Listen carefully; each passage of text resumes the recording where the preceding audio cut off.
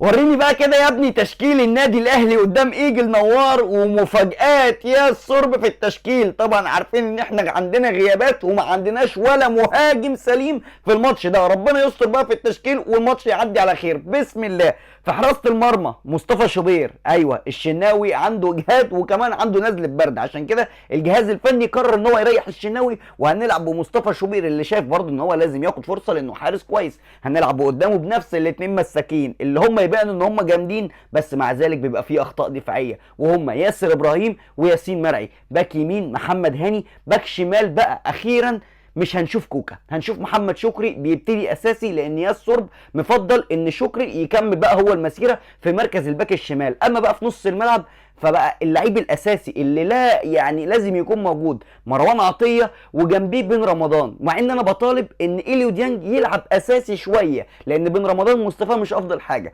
هنلعب بمروان عطيه وبن رمضان، وقدامهم بقى الكينج الفاكهه الملك احمد السيد زيزو. وهنلعب طبعا الوينج اليمين هيكون محمود حسن تريزيجيه. وجهه نظري بقى ان احنا الوينج الشمال نلعب باحمد عبد القادر. ايوه هتقول لي امال فين بن شرقي؟ اقول لك بن شرقي هنحتاجه ان هو يكون راس الحربه بتاعتنا. ايوه بن شرقي لعبها كتير قبل كده، ياما لعبها يعني في النادي اللي كلنا بنحبه في الزمالك، لعب راس حربه وبيجيد فيها كويس. فشايف ان الثلاثه الهجوم يكونوا تريزيجيه والناحيه الثانيه عبد القادر وبن شرقي مهاجم، لان زي ما انت عارف ان جراديشار وشريف متصابين. انا بقى عايزكم انتوا تكتبوا لي رايكم في التشكيل ده، شايفين التشكيل ده افضل تشكيل رغم الغيابات اللي موجوده؟ ومين يستحق يكون موجود؟ ومين انا قلته في التشكيل ما يستحقش يكون موجود؟ اكتبوا لي بسرعه.